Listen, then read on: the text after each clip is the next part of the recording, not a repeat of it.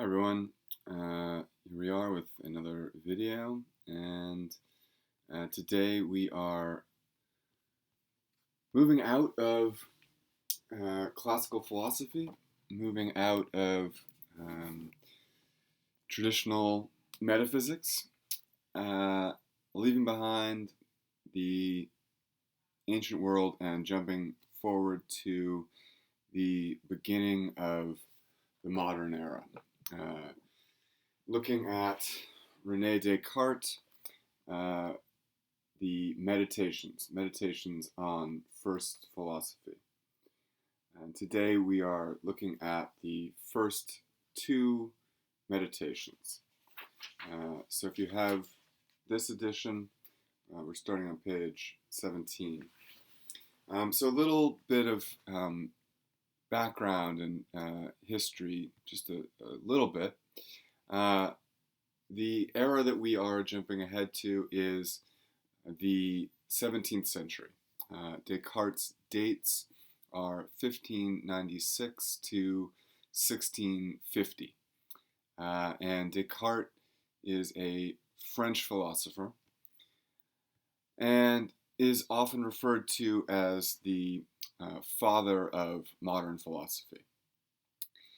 As we'll see in the Meditations, Descartes' whole project is about restarting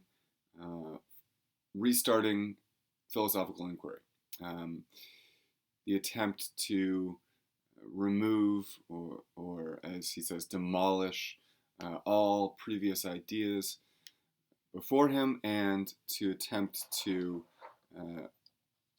work out a new system of philosophy. So Meditations on First Philosophy means meditations on metaphysics. Metaphysics is first philosophy. You have to have a metaphysics before you do any other kind of philosophy. And so Descartes is interested in beginning again, a new beginning for philosophy. And I think it's worth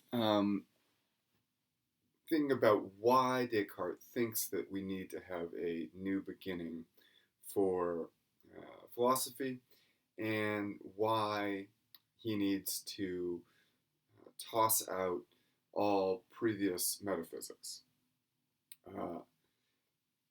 So what we'll be thinking about when we think about Descartes is the meaning of modern philosophy, the meaning of modernity more generally, and sort of the foundation of our way of thinking.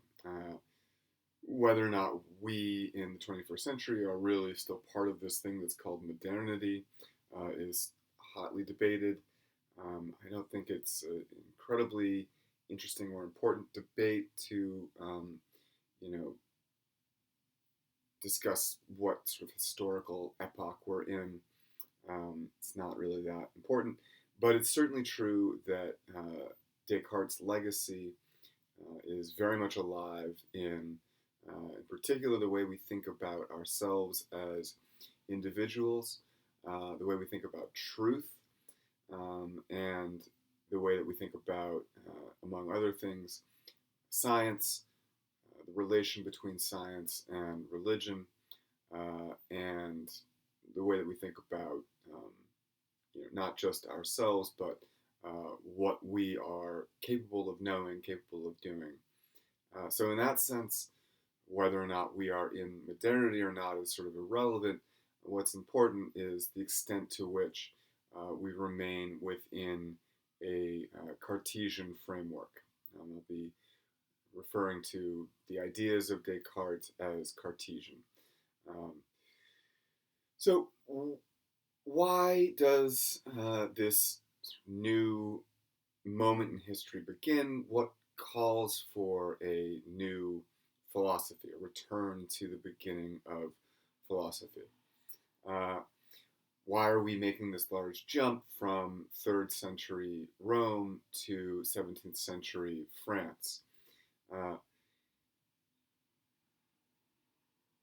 In general, there isn't a ton of philosophical advancement from really, Plotinus uh, up until Descartes, or the beginning of modernity and the Renaissance. We have Thomas Hobbes, who's another um, father of modernity, who is a little bit before Descartes. But this era, the 16th and 17th centuries, but particularly the 17th century, is a kind of rebirth. Uh, it's not that there wasn't any philosophy being done um, during these, 1500 years or so, uh, but a lot of the philosophy that was being done, and a lot of the big philosophers in the West, right, in Western philosophy, were largely trying to do more or less what we saw Plotinus doing, which is adapting, streamlining Platonic philosophy for different purposes, Platonic and Aristotelian philosophy. So Plato and Aristotle really served as um, sort of the exemplars of philosophy, and um, throughout the decline of Rome and the Middle Ages, another sort of dubious historical epochal definition.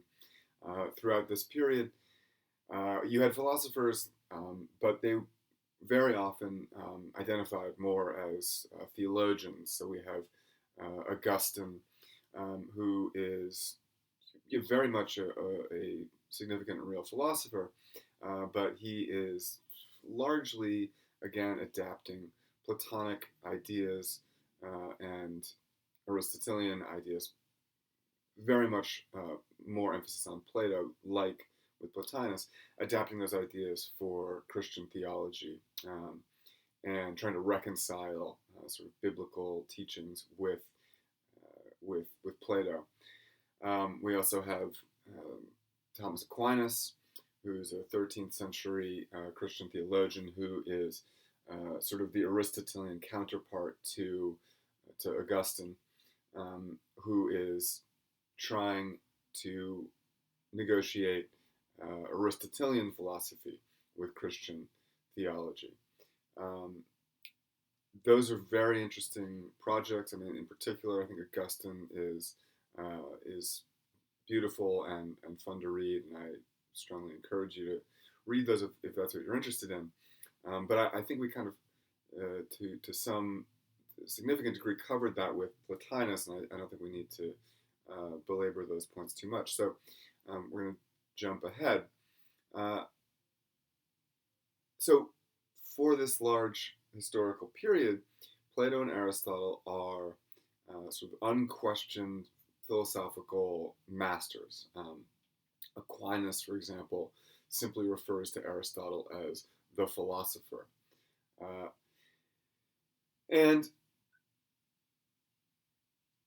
so the question is, why in the 16th and the 17th century is there suddenly a need to return to philosophy, a movement to question these philosophies that have been accepted as gospel, more or less, for over 1,000 years?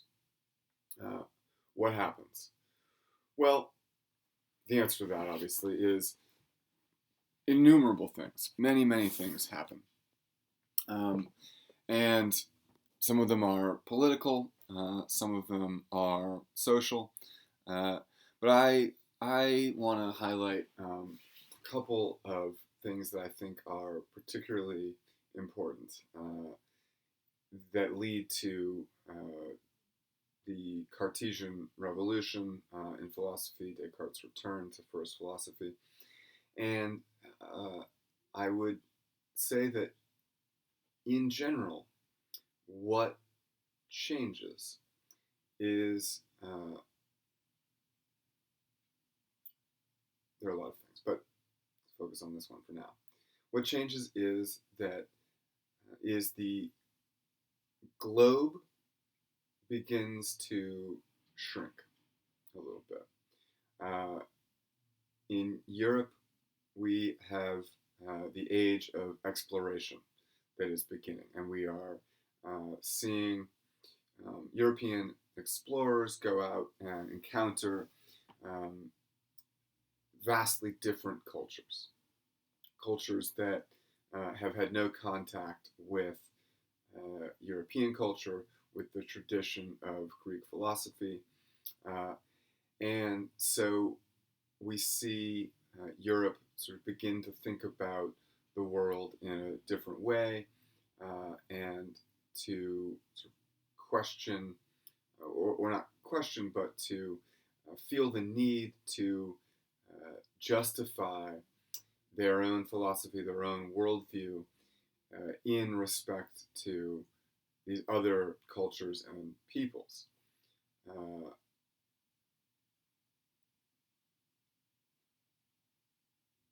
Sorry, I had a thought, but now it's gone. Um, so the expansion of knowledge through the age of exploration, uh, and going, I think, hand in hand with this is the Copernican Revolution. Uh, the Copernican Revolution, the discovery, we could say, of Nicholas Copernicus, that the so what was the Copernican Revolution? The argument, the discovery, evidence that the Earth is in motion, that planet Earth is revolving around the sun. Uh, this idea is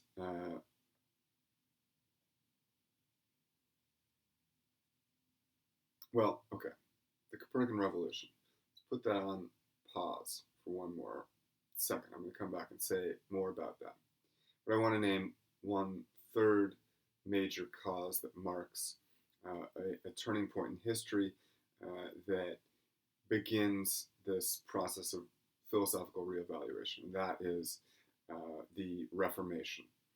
Uh, Martin Luther's 95 Theses, which are nailed to the door in Germany, church in Wittenberg, I believe it is, which are calling out the Catholic Church for corruption, right? And in particular, he was calling out this practice of indulgences, whereby Catholic priests would absolve you of your sins for a certain donation. Now, whatever you make of the Reformation, there are a lot of major cultural changes that come through that transformation and the schism within the Catholic Church between Protestants and Catholics. And the reason why this is relevant to Descartes, although Descartes is a Catholic, he was not a Protestant, so he wasn't part of the Protestant Reformation or movement. Like most of France, he remained a Catholic. The reason why it matters to Descartes and the way that we think about Descartes is that what is most important idea in Protestantism is the idea of a personal relationship with God, right? That you don't need to have a priest or someone higher up in a hierarchy explain the workings of God and the way that, right, what theology is, that you yourself as an individual are able to forge a relationship with God without the help of any church or priest or formalized structure of religion. This is of a piece with the printing of the Gutenberg Bible, and suddenly in the 16th century, people are able to do their own Bible interpretations. They're able to right, have access to these holy texts without having to go through the middleman of a priest. And the reason why this is important, again, is because of the emphasis that Protestantism puts on the individual and the power of the individual to discern truth on their own without institutional help.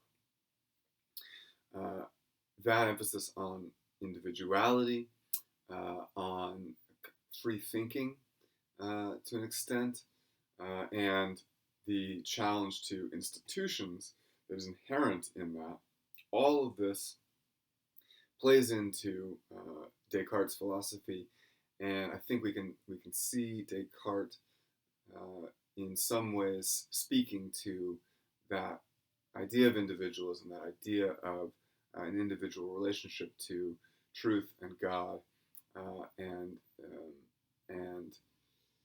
having sort of faith and confidence in individual people to arrive at their own interpretations and ideas about truth and religion.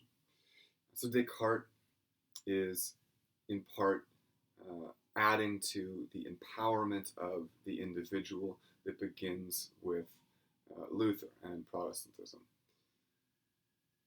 All right, so the three things that I have mentioned, and there are many more that we could talk about, including the English Revolution, which is a 17th century event that is certainly also at play here. The three things that I think are most important to keep in mind when we're thinking about why there is this revolution in philosophy, why Descartes feels the need to return to first philosophy, are the age of exploration, the Protestant Reformation, and the Copernican Revolution. So I said I would come back to the Copernican Revolution, and here we are. When Nicholas Copernicus makes his case, publishing a book after his death, making the argument that the earth revolves around the sun rather than the sun revolving around the earth, that in itself presents an enormous challenge to the heart of classical philosophy.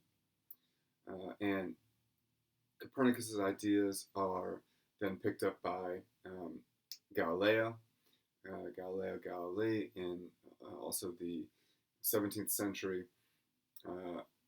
Galileo is contemporaneous with Descartes and is making a more forceful argument, and an argument to the church itself that, in fact, the earth moves, it revolves around the sun. So why is the idea that the earth revolves around the sun a challenge to traditional philosophy, to classical philosophy? How does it throw into question this gospel teaching of Plato and Aristotle? Well, we see this in the emphasis that Plato gives, and then that Plotinus picks up on, the emphasis on the metaphor of the sun. The sun is the source of truth, and as we saw over and over again in Plotinus, it is the sun that provides the image for truth. Now, all that is simply to say, right, that the idea of truth in classical philosophy is very much based in a metaphor about the relation between the earth and the sun. And just as the sun provides an analog to absolute truth, the highest form, the earth is an analog for truth and